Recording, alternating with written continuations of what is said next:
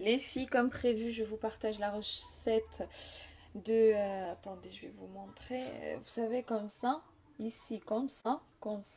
On mange ça au Maroc, l'Algérie, je crois.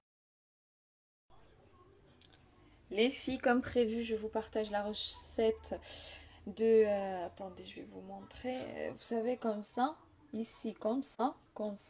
On mange ça au Maroc, l'Algérie, je crois. Oui, ils sont bons comme ça, ils sont bons. Vous allez voir à la fin, d'accord? Oui, voilà, d'accord. Alors, pour commencer, on va prendre une cuillère à café de levure fraîche, d'accord? Je vous l'ai pesé et après je vous écrirai la recette. Donc, une cuillère à café de levure fraîche. Ensuite, une cuillère à café de sucre. Voilà, comme ça. Il est où? Il est là. Une petite cuillère à café. Hein. Ensuite, on va mettre 2 verres. Alors, moi, je vais utiliser les verres comme ça, mais je vais vous peser à l'aide de El Mélodie les grammages. D'accord? 2 verres d'eau tiède. Alors ici, je vous ai pesé. Donc ici, j'ai 2 verres d'eau tiède que j'ai pesé. Ça faisait 280 grammes d'eau tiède. On verse directement sur le mélange levure fraîche et sucre. Ensuite, on prend un petit fouet et on va mélanger afin de bien diluer la levure. Voilà, jusqu'à ce que la levure elle soit bien diluée. Bon, j'ai l'habitude, je le fais pas souvent, mais vous pouvez très bien le faire au Thermomix. Là, je voulais vraiment pour bien peser, etc. Et après, je vous mettrai la recette adaptée au Thermomix. Voilà. Il est bien. S'il vous plaît, ne m'en voulez pas. Je ne prononcerai pas le nom. Vous-même, vous savez pourquoi. Alors, ne m'obligez pas. On va faire des comme ça. Voilà, comme ça. Et ils vont être top. Inch'Allah. Donc là, ce que j'ai fait, j'ai pesé la farine. J'ai mis 2 verres comme ça. D'accord, 2 verres à thé. Bon, comme il était mouillé, il y en a un peu sur les parois. 2 verres, donc le même verre avec lequel vous avez mis l'eau. Vous mettez 2 verres de farine, ça fait à peu près 175 grammes de farine. Voilà, on vient verser dessus. Je vous mettrai bien sûr la recette en version écrite. Et ensuite, on vient mélanger. Ça va en fait nous donner un mélange un peu comme le brer pour la préparation des crêpes mille trous. Et on va laisser ça reposer quelques minutes jusqu'à la formation des petites boules. Et après, on viendra rajouter de la farine. Voilà. Vous mélangez bien afin qu'il n'y ait plus de grumeaux.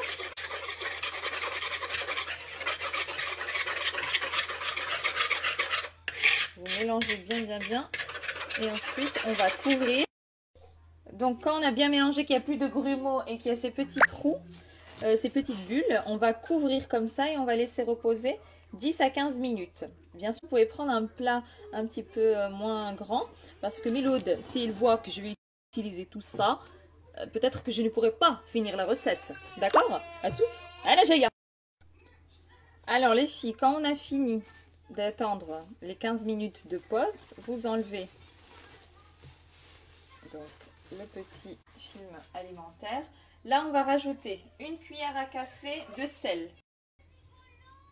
Parce qu'on n'a pas mis de sel, on a mis que du sucre tout à l'heure. Hein. Donc, une cuillère à café de sel. Et là, on va rajouter encore la farine. Donc, je vais rajouter encore 2 verres. Donc, je vous rappelle que 2 verres, c'est 175. Tout à l'heure, on a mis déjà 175, ce qui revient. Le sel, une cuillère à café. Et maintenant, comme je vous disais, on va rajouter 2 petits verres comme ça. Toujours avec le même verre.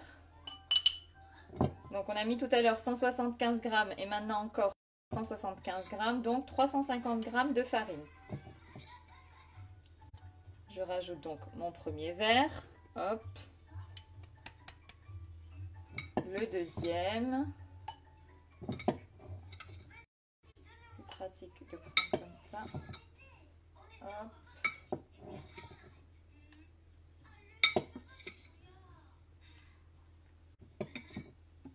Hop, voilà, deuxième verre.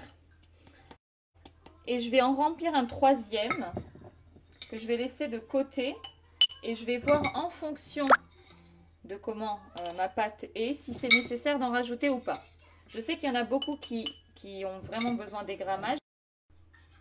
Donc là, on a rajouté les 2 verres. Le 3e, il est rempli. Je le laisse de côté et je vais voir si c'est nécessaire ou pas. Ça sera en fonction de l'absorption de votre farine. Et donc là, on va y aller tout petit à petit.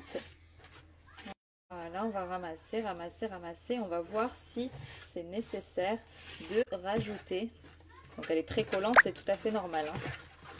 Après, vous pouvez très bien la faire au Thermomix. Hein. Là, je la fais un peu à l'ancienne. Mais je vous la ferai au Thermomix. C'est tout à fait possible aussi. Hein. Et en fait, on va venir là taper comme ça. Par exemple, tout à l'heure, Miloud, il m'a vénère. Tu la gifles, tu l'éclates. Voilà, comme ça, comme ça, comme ça, petit à petit, tu la travailles avec les mains. C'est tout à fait normal qu'elle colle.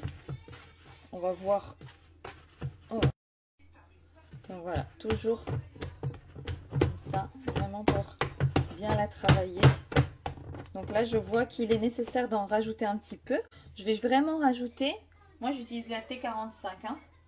Je vais vraiment rajouter une cuillère à soupe. Regardez, hop. Vraiment une bonne cuillère à soupe bien bombée. Hop. Et je vais encore la retravailler. Et après, je vais la laisser reposer juste une dizaine de minutes. Et ensuite, je vais revenir la travailler quelque peu. Comme ça, comme ça, comme ça, comme ça. C'est bien aussi des fois d'aller au contact. Voilà.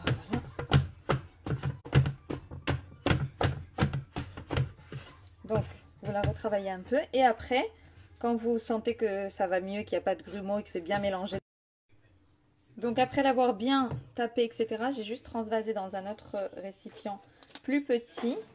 Parce que quand même, Miloud, il est pas shield, mais de chercher les actions avec le film alimentaire. Donc, on va le laisser reposer, on va laisser la pâte reposer encore 10 minutes tranquillement. Et après, on va la retravailler pour la laisser doubler de volume. Ne vous inquiétez pas, je vais tout vous noter comme ça, petit à petit. Ça va être très simple. Alors les filles, après les 10 minutes, donc on la laisse pas lever maintenant. Hein. Là, c'était vraiment juste pour qu'elle se repose. Voilà, on vient la retravailler encore un petit peu. Vous voyez déjà, elle se détache plus des parois. Bien, bien, bien, bien, bien, bien, bien. On vient vraiment chasser l'air. Et après, on va la laisser doubler de volume pour ensuite former nos boules et passer à la cuisson directement. Faut pas trop delcoa. Faut pas vraiment la pétrir énormément. Hein. C'est vraiment juste bien chasser l'air. Et après avoir chassé l'air et la taper un petit peu, là on va les laisser doubler de volume. Donc après ça dépend en fonction de si l'endroit il est chaud ou pas chaud. Et ensuite on formera nos petites boules et on passera à la cuisson directement avec une petite poêle et une casserole. Je vais vous montrer ça chili suisse. Alors les filles, après que ça a bien doublé de volume, donc maintenant je vais ramener un petit plateau. Je vais prendre de l'huile. Je m'huile les mains pour pouvoir faire des boules, d'accord? Donc bon, déjà on dégaze bien la pâte et là on va faire des petites boules directement qu'on va poser ici pour ensuite passer à la cuisson. Hop. Voilà. La pâte elle est toujours très collante, c'est tout à fait normal, ne vous inquiétez pas. Et vous posez directement donc les petites boules sur votre sur votre petit plateau. Comme ça après, ça sera plus simple. Donc voilà, vous faites des boules plus ou moins en fonction de la taille de comment vous voulez vos sponges. Ça y est, je ne sais plus. Hop. Donc là les filles, regardez les petites boules. Voilà, vous faites de cette taille. Après, vous essayez de faire un beau petit rond. Et d'abord, on met une petite poêle comme ça pour les faire d'abord pré-cuire ici. Et ensuite, on les balance là. Regardez, oh là là, non, ça se régale. Donc d'abord, on la fait pré-cuire ici. Et après, on la balance ici. Voilà, bismillah.